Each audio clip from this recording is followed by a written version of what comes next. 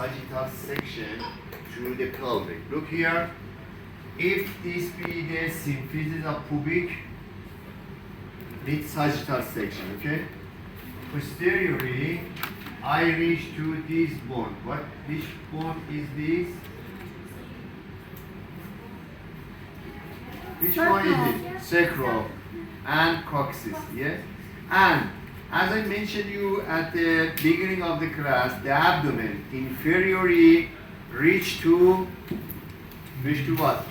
Inferiorly, the pelvic diaphragm. Pelvic diaphragm. This one is pelvic diaphragm. Look, between the pubic and sacral. This one is what? Pelvic diaphragm. So, if this be the pelvic diaphragm, it means urinary bladder located above this like this, and then urethra cross the pelvic diaphragm, goes through this and is going to reach out. Okay? And posterior than this, here, this one is rectum. What? Rectum. The most inferior part of the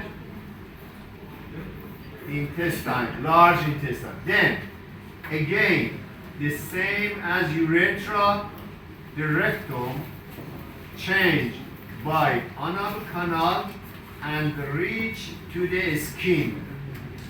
Anal canal. Okay? Urinary bladder, this one is urinary bladder. Urethra, this belong to the male. When we say this is not female, it means here we have prostate. This is the prostate. And in female, here we have uterus and vagina that cross this pelvic diaphragm. Anteriorly, at the abdominal part, we have muscles. Am I right? Yeah. This is a muscle. Could you please someone bring another color of this?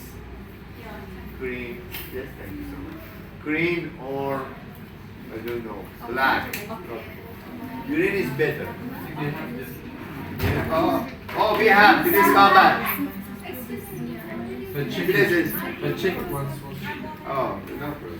باليوناني بلاطة اللي قدام مالتها شو يصير؟ I ask you about the deep fascia.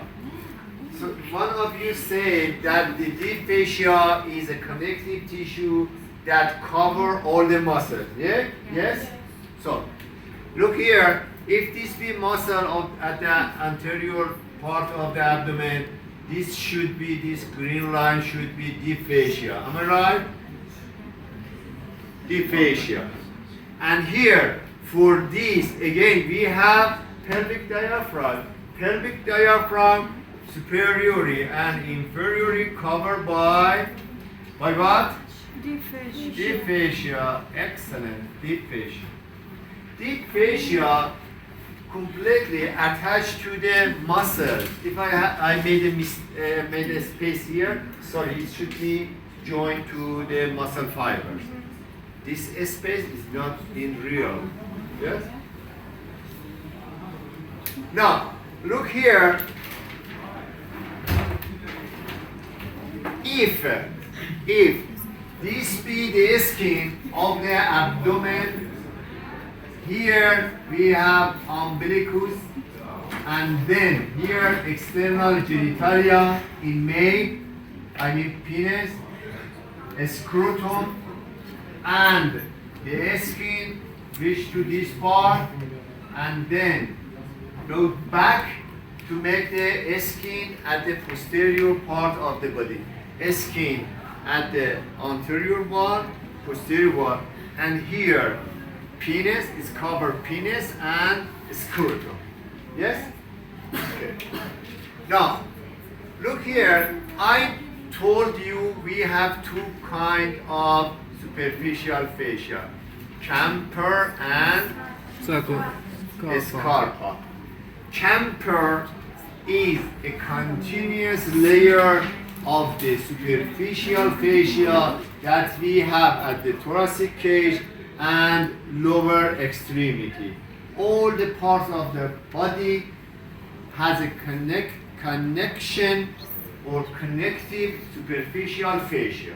But at this point, between the umbilicus and the symphysis of pubic, just at this point, I can find the scarpa. I mean, here, this one is camper, goes up and fill all the space below the skin. But this one, the continuous layer, is scarpa. When scarpa reach to the penis, make a fascia here that the name is bug fascia. What? Bug fascia. Then, after the penis, it reaches to the scrotum and attached to the skin. Here, the name changed to what? Dartus. In scrotum, scarpa attached to the skin and make dartus fascia. Bug fascia, dartus fascia. Please look here. What was this muscle? What was this muscle? Pelvic diaphragm. Between pelvic diaphragm and the skin here, there is a space. The name of this space is perineum. What? Perineum. Which space? Between this and skin. Okay? Here, under the pelvic diaphragm, there is a space to the skin. This one is the skin. Yes? Okay. Now, in perineum or at the perineal space, the scarpa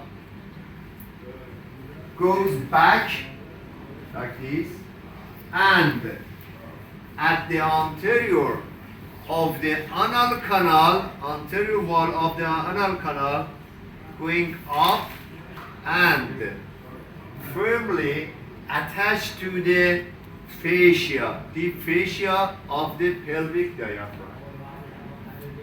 Clear? Yeah. Here, the name of this fascia is Colles fascia, course or Colles fascia. So, Bach, dartus, course fascia is a continuous layer of the scarpa, but the name changed because of the region. Bach, dartus, course fascia. And the point was this, that the course fascia posteriorly, anterior, then the anal canal goes up and firmly attached to the fascia, deep fascia, lower deep fascia of the pelvic diaphragm. Easy and clear, yes? Yeah. Now, look here please, look here. The urethra finally should be reached out to the penis like this. In clinic, it may be when you use catheter through this part, external orifice, you can reach to the urinary bladder. So, in this way, it may be catheter pierce the urethra. Or it may be in a male boy when he is bicycling, the crash of the bicycle to the wall or something else, hitting of the perineum to the road, I mean the bicycle iron, bicycle, what we say to this road, bicycle road, cause damage to the urethra and urine and blood reach to this part, I mean the scrotum, then it can fill the penis, and then going back here, urine and blood, and here.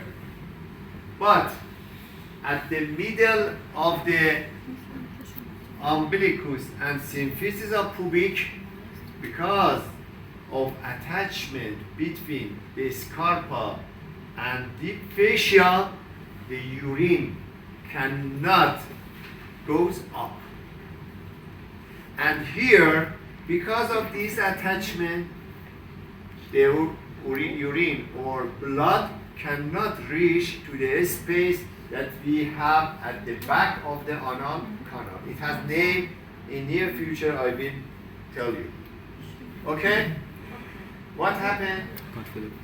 Injury to the urethra, urine and blood reach to this space, I mean perineum, scrotum and penis, and on the anterior abdominal wall, just at the midpoint between the umbilicus and symphysis pubic. Why? The urine not going up more than this line because of attachment between scarpa and deep fascia. Not scarpa and camper. Scarpa and camper already attached to each other. And this, again, this liquid cannot reach to the back of the anal canal because of close attachment between close and deep fascia of pelvic diaphragm. Now, who can tell me, do the urine can reach to the lower limb? No. Why not? Because of the fascia. Because of The scarpa. The what fascia. happened? The scarp, what happened? Block. It's blocked. Blood where? Can we because in this picture tell about the urine that coming down reach to the lower extent? No. In this figure you can, just in this figure I can mention you that the limiting part, that the urine cannot go back to the anal canal or up than this line. Anteriorly, you should be aware about the attachment of scarpa to the anterior wall of the abdomen. Look here. Again, pubic bone. Yes? Pubic tubercle. Pubic symphysis. Scalpel miamen? Scalpel miamen? Sure. Abdominal? It's a figure that we have a look from anteriorly to the pubic bone and ischial tuberosity. Yes? This is the umbilicus here, and this one is this line. At the midpoint between this and this, in this picture, I show the sagittal section, but this one is frontal section. So, look here please, the scarpa comes down like this, reach to the border of the pubic, attached to here, and then attached to this border till where? It reaches to the ischial tuberosity or midpoint? Why? Because of that. Good. so Because that of it that. doesn't Why? enter to the- So it don't reach the lower limb? It's reached to the So it don't reach the lower limb. lower limb. No. Here. This is the pelvic. This is the pelvic part here. فهمت علي؟ My question is clear. I told you the scarpa when comes down attached to the medial border of the symphysis pubic and then to the ramus of the pubic, Yeah. and then I ask you, by that figure, does the attachment reach to the ischial tuberosity or not? No, No. no. No. What the reason? What? Attachment with the it's already attached with the rectum at the glottis level. Look to this and answer my question. The reason is here. Who can tell me What's what? because it's already attached to the skin. Because it starts before the anal canal. Excellent. Because when the coarse fascia goes back anterior, then the anal canal stops and attached to the deep fascia. So because of that, if here we can imagine that we have the a section through the penis. If we have a transverse section through the penis, it's this one. And if we have section through the scrotum, the orifice, it should be like this. Imagine if I made a cut through this part of my coat, then you can see some orifice like this. Yes? When we made a cut through the penis, the orifice is like this. When we made a cut by the scrotum, you can see an orifice like this. So, look here. As you see here, the buccal fascia cover the penis. So, the buccal fascia reach here and cover the penis. Then, reach here and cover this. Yes? But, posterior than the scrotum, if this be the anal orifice, so just the scarpa from this part turn back to the opposite side, anterior than the anal canal, in this section anteriorly, okay? And can you remember the inguinal ligament? Inguinal ligament was a part of the aponeurosis of external oblique like this that separate thigh from the abdomen. So, just 2 inches below than this, the scarpa attached by a line to the deep fascia of the thigh. What was the name of the deep fascia of the thigh? Fascia lata. It means the scarpa when cross the inguinal ligament 2 inches below than this, firmly attached to the fascia lata and make a line that we say Holden line. Holden line. And then when we follow it medially attached to the pubic ramus, anterior than the anal canal, goes to the opposite side and the same continuous we have here at the left side. This line is this. This line is this. The figure is changed. Here you are looking to the scarpa at the anterior or front. And here you are looking sagittal section. It's clear? So, Holden line just 2 inches below than the inguinal ligament, scarpa firmly attached to the lata, facial lata. So the urine and the blood cannot reach to the thigh because of this line. But because of this orifice can reach to the penis, and because of this orifice can reach to the scrotum. Scrotum. Can you see this line on this section? This line that's down to and Please come here. near to the forearm. This line has name. What's the name of this? Holden Holden line. line. Holden. Yeah. You say, does the Holden line? Can be seen in this. Can you see at that section? I mean, sagittal section. This